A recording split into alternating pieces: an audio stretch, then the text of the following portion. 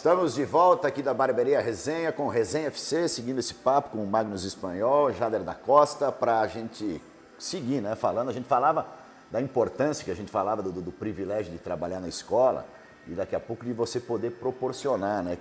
A gente que trabalha na área sabe da importância e daqui a pouco de você, numa política do esporte que a gente falava, você poder implantar, porque você vê tantas demandas que a gente começa a apontar, né? O que seria prioridade? Hoje tem um trabalho interessante que vai ser destinado R$145 mil para as entidades dentre todas as áreas do esporte.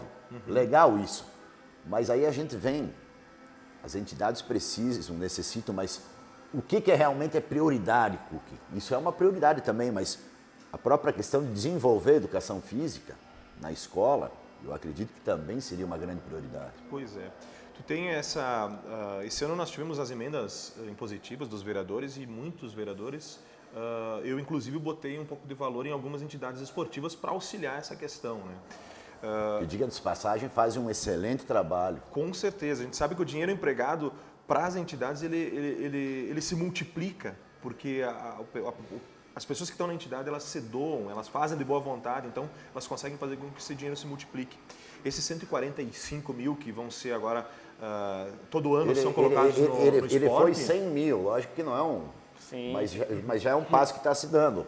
Esse ano, 2018, foi 100 mil. Agora, para 2019, serão 145 mil. Quer dizer, daqui a pouco, 2020, possamos estar próximo dos 200. Certo.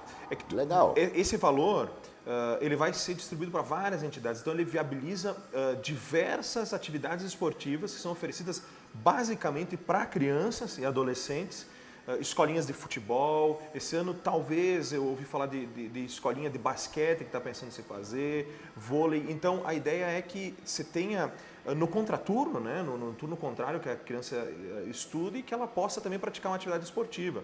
A gente tem diversas entidades que trabalham em cima disso aí, mas, lógico, aquilo que nós estávamos falando anteriormente, a questão da política pública. Tem que ver realmente como é que é, ver exemplos de outras cidades onde foi colocado, nesse caso, por exemplo, professores nos primeiros anos, que é quando a criança está se formando, toda a questão essa de coordenação motora e tudo mais, e desenvolver o esporte desde aquele momento, criar o hábito. Daqui a pouco você vai ter um profissional só lá no 5º ano. É isso aí. Então, que normalmente acontece. Bons exemplos que nós temos de outros municípios para trazer, porque hoje em dia, né, muitas das coisas, a grande maioria das coisas, a gente não são coisas novas criadas. Sim. São bons exemplos que a gente copia aqui.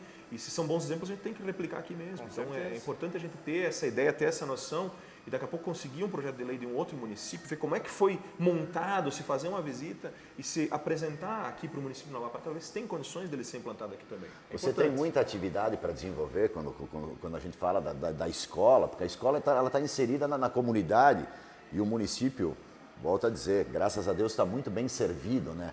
Você tem hoje, a maioria das escolas do município, quase todas elas têm um ginásio, uma quadra, e daqui a pouco você poderia, através ou de parcerias ou com a comunidade, o próprio poder público incentivando, em momentos você abrir essa praça no final de semana, para o pai, para o garoto, para você estar desenvolvendo atividades esportivas. Então você vê, tu tem uma infinidade de coisas que podem ainda ser desenvolvidas. Sim, tem muitas possibilidades, né? A única coisa que tem que ver, por exemplo, a questão assim, numa escola, vamos abrir no final de semana para os pais, para os alunos de lá. Tem toda aquela questão, mas e quem vai ser o responsável? Quem você vai tem abrir? toda essa questão. Mas é lógico, eu acho que essa discussão ela é boa, ela é saudável, porque as ideias vão surgindo e vão sendo lapidadas, amadurecidas, e a gente pode levar isso adiante e daqui a pouco ter, de repente, até criar um produto novo que vai servir de exemplo para outros municípios. Então essa é uma ideia interessante, a gente tem que pensar, tem que ver, tem que sentar. Eu acho que as pessoas que gostam de esporte em Nova Prata tem que sentar, tem que conversar, tem que dialogar para se conseguir essas ideias. Você tem o quê? Você tem o privado, você vai estar podendo falar agora também, o Jader, além da caminhada, professor na escola, mas ele também tem uma escolinha dentro do quê? Da área de trabalho dele, mas ele percebeu essa possibilidade e a demanda que tinha com a garotada.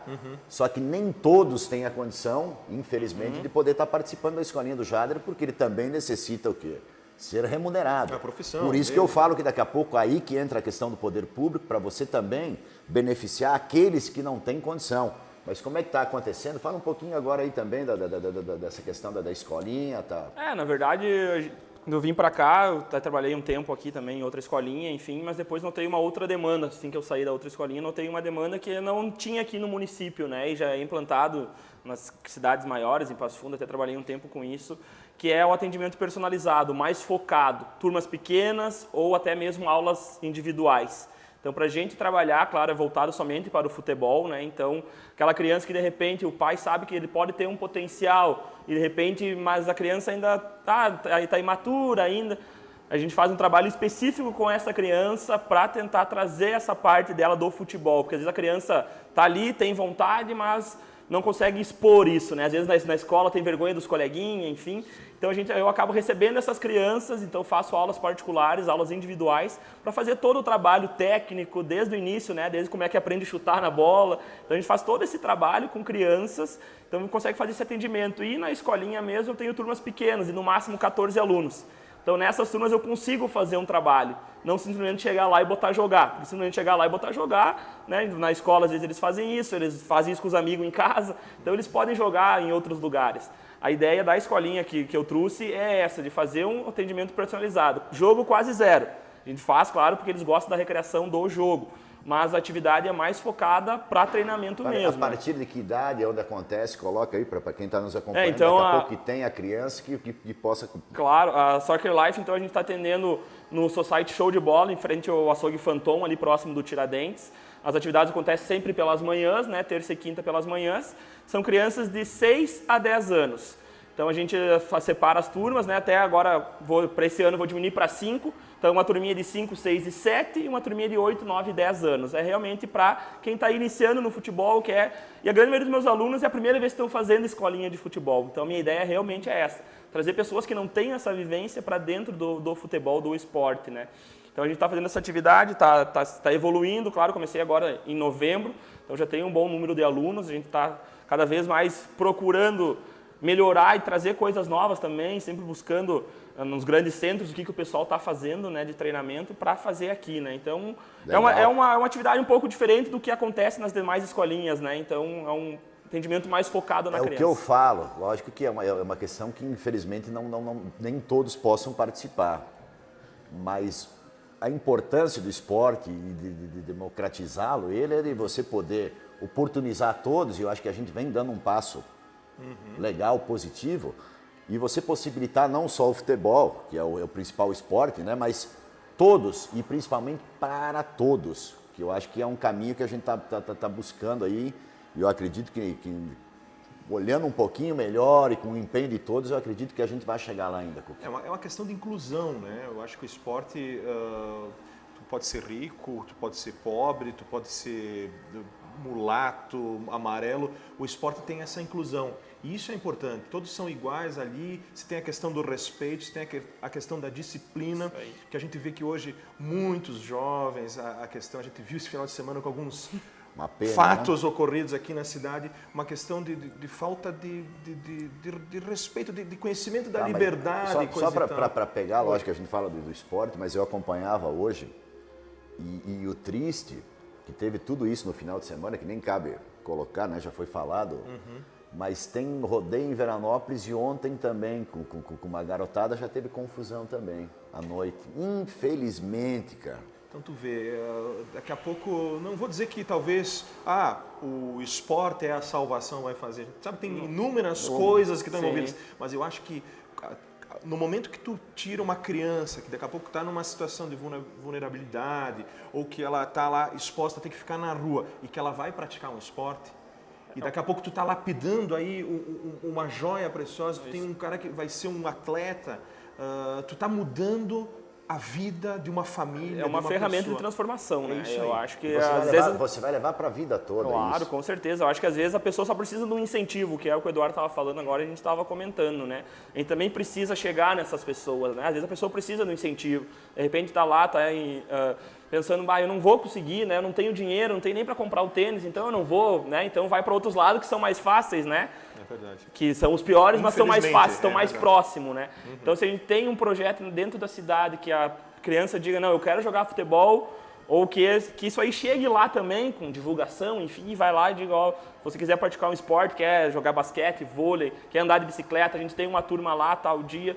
Então isso é uma ferramenta de transformação. O esporte ele é gigante para isso, né? Então a gente sabe, claro, que o futebol é o que está mais próximo, porque a criança, todo mundo, diz o Eduardo, todo mundo já jogou futebol na vida, pode ter jogado uma vez e não gostei e vai fazer outro, mas o futebol ainda é o que está mais próximo, A garotada ainda sonha em ser jogador Todos. de futebol, A criança né? que dizer que nunca sonhou em ser jogador de futebol talvez esteja mentindo, né? Ele Porque passou por isso também, né? Não? então, eu acho que isso transforma, né? Como a gente estava falando, tem inúmeros esportes que podem ser praticados, né? Então, às vezes a criança não deu certo no futebol, mas sabe que o município tem outras coisas para oferecer. Então eu vou tentar o basquete, de repente.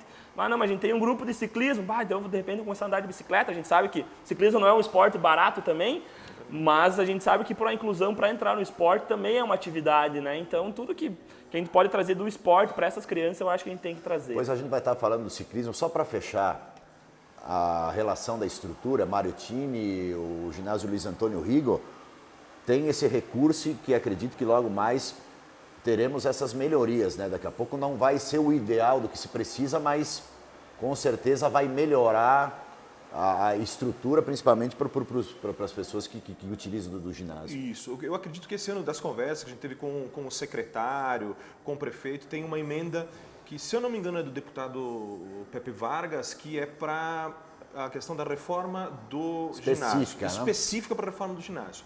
Então, tem a relação dos vestiários, que eu ouvia também, do próprio ginásio. Né? Os vestiários, se não me engano, foi do Onyx, do Lorenzoni, uma emenda que já veio há bastante tempo. Sobrou um pequeno recurso que vai ser aplicado para o asfaltamento do estacionamento.